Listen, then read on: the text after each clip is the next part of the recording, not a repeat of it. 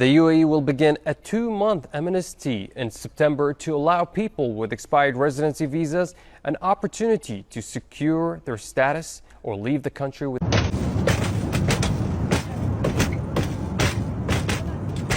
तो गाइज़ आपने बिल्कुल सच पढ़ा है कि एक छोटी सी मिस्टेक के वजह से 10 लाख तक का जुर्माना लगाया जा सकता है और 10 लाख तक का जुर्माना लगाया गया है यात्रियों पे।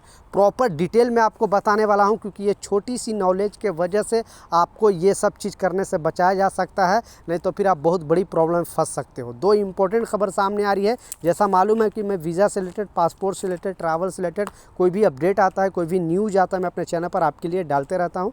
तो चलिए स्टार्ट करता हूँ, बताता हूँ अपडेट के बारे में। तो पहला जो अपडेट है, जैसा मैं स्टार्टिंग के क्लिप में आपको दिखाया कि इसमें बताया जा रहा है क्योंकि सबसे ज़्यादा जो भारतीय अभी दुनिया में रहते हैं यूएई के अंदर रहते हैं, यानी दुबई के अंदर रहते हैं, तो वहाँ पे भारतीयों के लिए एक सुनहरा मौका है। बेसिकली 200 कंट्री के लोग वहाँ पे रहते हैं और सारे लोगों के लिए, क्योंकि ऐसा करने वाला ये पहला देश बना है जो सारे जो जुर्माने हैं वो माफ़ कर दिया जा रहा है।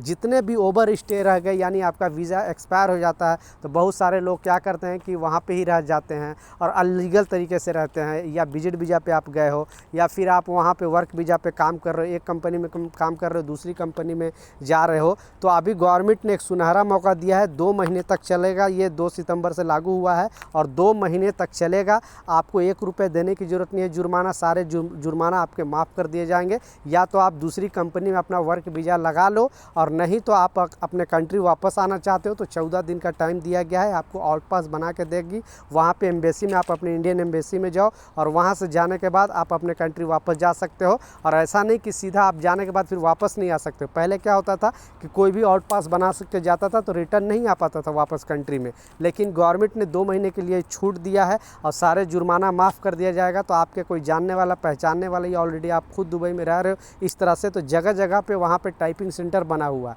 जो लोग यूएई दुबई में रहते हैं उनको पता है कि जगह जगह पे टाइपिंग सेंटर बना हुआ है। किसी भी स्टेट में आप रह रहे हो, आप अबू धाबी में हो, अजमान में हो, शारजा में हो, रास अल खैमा में हो, कहीं पर भी हो, वहाँ पे जाओ टाइपिंग सेंटर में, बताओ हमारी इस तरह का प्रॉब्लम चल रहा है, आपको वो लोग सोल्यूशन निकाल के देंगे। टाइपिंग सेंटर वाला सारा काम कर देंगे। या तो आप अपने कंट्री वापस चले आओ, और नहीं तो फिर आप दूसरी कंपनी में वर्क वीज़ा लगा के आप लीगल तरीके से वहाँ पे रह सकते हो, काम कर सकते हो। तो भारतीयों के लिए बेसिकली, क्योंकि 35 लाख भारतीय वहाँ पे जॉब करते हैं, वहाँ पे रहते हैं, तो उनके लिए एक सुनहरा मौका है। दूसरा जो अपडेट है, आपने बिल्कुल सच पढ़ा है कि छोटी सी मिस्टेक के वजह से 10 लाख का जुर्माना इनको देना पड़ेगा। क्योंकि किसी भी कंट्री में अगर आप जा रहे हो या किसी भी कंट्री में आप ट्रैवल कर रहे हो तो वहाँ का नियम कानून आपको जानना बेहद ज़रूरी है। बार बार मैंने वीडियो में बताया हूँ।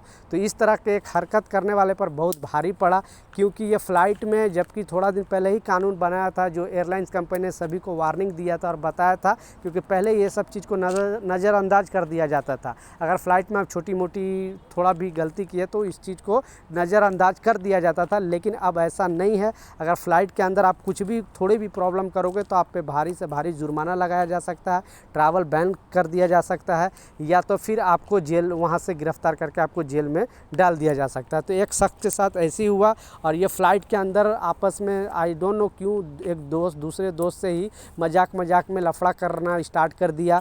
फिर पता चलता उसके वजह से फ़्लाइट थोड़ा टाइम लेट हो गया।